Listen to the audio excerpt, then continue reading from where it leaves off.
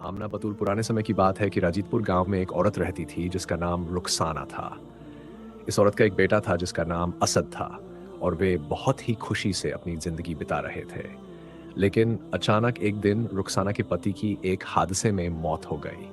उस समय असद सिर्फ 6 साल का था।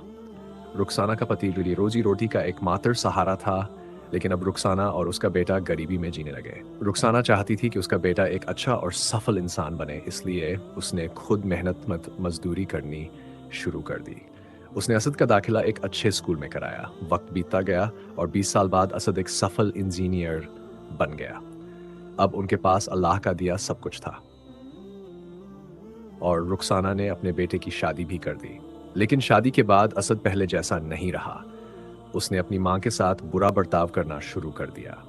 अब रुखसाना काफी बूढ़ी हो चुकी थी और असद उसकी ठीक से देखभाल नहीं करता था। वह न तो उसे समय देता और न ही उसकी सेहत की परवाह करता। ऐसा लगता था कि असद अपनी मां की सारी कुर्बानियों को भूल चुका था। रुखसाना अब बुढ़ापे की वजह से बीमार रहने लगी, फिट, और घर में उसका दम घुटने लगा। एक दिन उसने अपने बेटे से कहा कि मुझे कहीं बाहर ले चलो, तो असद ने मना कर दिया। रुखसाना ने कहा, बेटा, इसे मेरी आखिरी ख्वाहिश समझकर मान लो। इस पर असद राजी हो गया और वह अपनी माँ और पत्नी को फार्म हाउस ले गया। वहां रुखसाना बहुत थक गई। वहां उठकर रुखसाना बहुत थक गई। उसने अपने बेटे से पैर दबाने के लिए कहा, लेकिन असद ने यह कहकर साफ इनकार कर दिया कि अम्मा, मेरे पास समय नहीं है। रात का एक पहर था और रुखसाना की तबीयत बहुत खराब हो गई।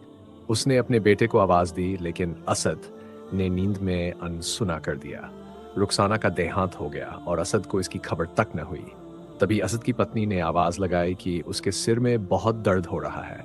असद तुरंत भाग कर गया और उसके सिर को दबाने लगा। उसी समय उसने देखा कि कमरे में बाहर की ओर से तेज रोशनी आ रही है, फिर वह रोशनी चारों ओर बुझ जाती है। असद ने देखा कि आंगन में एक बेहद खूबसूरत लड़की सोने का बर्तन लिए खड़ी है। असद ने पूछा, तुम कौन हो और यहाँ क्या कर रही हो? लड़की ने कहा, मैं सुनहरी परी हूँ और जो भी इस दुनिया में अच्छे काम करता है, मैं उसे अल्लाह के हुक्म से इनाम देती हूँ और बुरे काम करने वाले को सजा। परी ने कहा, असद, तुमने अपनी माँ की सेवा में कोताही की है। क्या तुम्हें अपनी माँ की सारी कुर्बानियां याद नहीं है?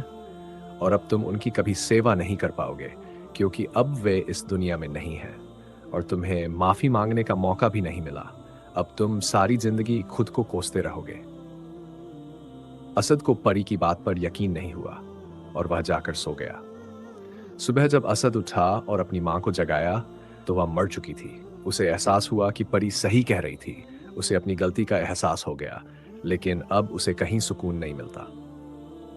इस घटना के 10 दिन बाद परी फिर से असद के सपने में आई और कहा, तुम खुशकिस्मत हो असद, तुम्हारी माँ ने तुम्हें माफ कर दिया है।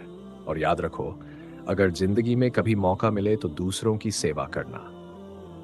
असद अपनी माँ को हर वक्त याद करता और खुद को कोसता कि उसकी माँ कितनी रहमदिल औरत थी जिसने उसे माफ कर दिया। कोई भी माता पिता अपनी संतान को दुख में नहीं देख सकते।